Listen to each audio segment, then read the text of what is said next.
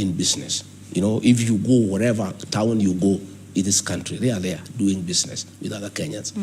And therefore, they are central in that wherever town you go, if you go to Garissa, you find them there. If you go to Mombasa, you find them there. If you go to Malindi, you find them there. If you go to Loitoktok, you find there. And they live well with other Kenyans, and they do business with other Kenyans, and they are really appreciated by other Kenyans. So they do play a central role in Kenya's economic development, in that they are in every part of this country doing business. All right. It is for this reason that some of your party members felt you should be impeached as deputy president, because they felt that your shareholder narrative is too divisive for the country. And let me just remind Kenyans that in the run-up to your impeachment, you were vocal about a concept that you called shareholding in government. You explained this quite a number of times on several occasions, where you believed or seemed to believe that development follows particular voting patterns. And you were very specific about how the Kenya Kwanza government, should dole out goodies. I want us together to watch what you said about the shareholding narrative in government, and then we can seek some more understanding. Hii serikali ni kampuni na ni ya shares. Si ndio? Ni ya shares. Kuna wenye kampuni, wale wako na shares mingi, kuna wale wako na chache, kuna wale hawana.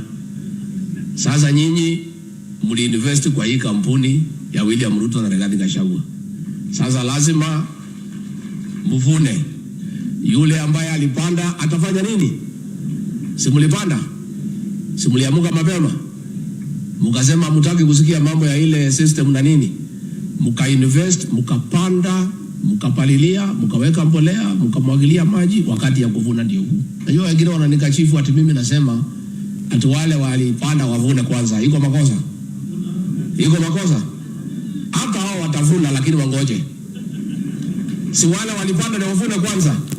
Wakishavuna wavune, ile tabaki kidogo, wale wakupanda waingie, watafute huko nini, ile tapatikana wachukue, wakwende. Si yuko namna hiyo? Mr. Gachagua, maybe you've never been given an opportunity. I want to do that now.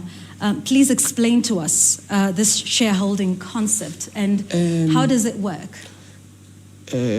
Even this matter has been taken out of context. Government formation is a process. And a coalition government is formed based on an agreement. I sat down with William Ruto and on behalf of the mountain people, negotiated our expectation from his government. And he negotiated the votes he wanted from our region. And he did negotiate with me that he wanted 70% of our votes. And in exchange, he would give us 40% of the government. It was not written, it was a gentleman's agreement of Western Kenya. They were wiser than me. They demanded an agreement. He demanded 70% of their vote. They demanded 30% of government. He sat with Kingi from the coast, and Kingi demanded certain things that will be done when government is formed. I was simply following the honoring of that agreement, that what was promised and what was agreed on must be honored. And I was saying, we made an agreement that we are investing in this government, and this is our expectation. And Yvonne, it is not that it is anything that I was coming out from the blue.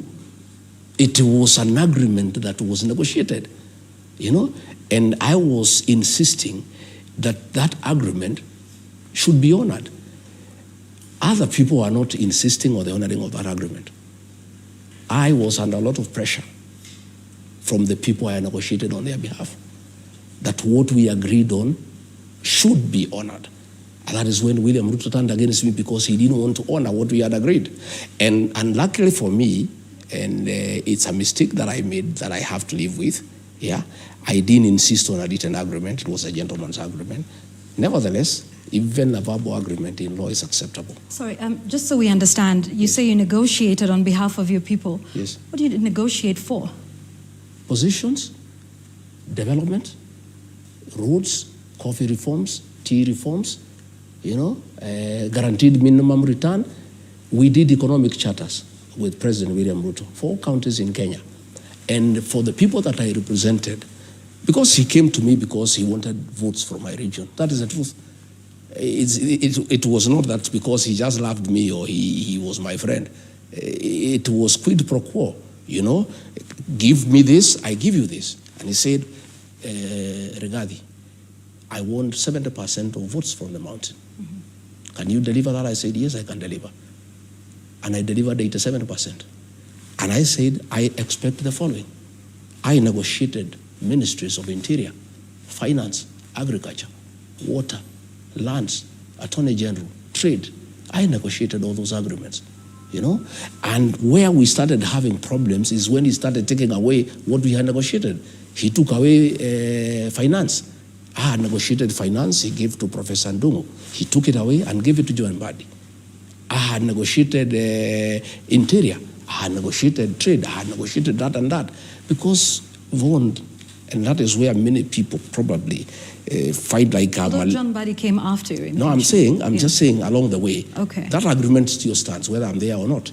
Because I negotiated on behalf of our people who voted. Right. And then they delivered. They gave him 7% of the votes. So they honored part of the agreement because the agreement was 70%. So this was on behalf of the people of Mount Kenya? Yes. We don't hear much of the complaints from the people of Mount Kenya about whatever these agreements that were not made. You wouldn't know. Why is there a rebellion in that mountain?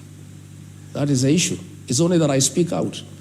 Other leaders don't speak out because they have been compromised. I speak out. And why do I speak out, Vaughan? Because I'm the one who entered the agreement on their behalf. I am the one who is taken to task, by the population.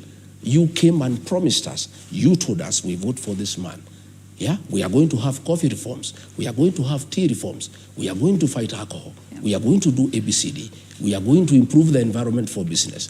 Now, things have turned upside down. We are being overtaxed. We are being levied too many taxes. You misled us. So what I was doing is responding from the pressure from the people on whose behalf I negotiated with William Ruto. But I took it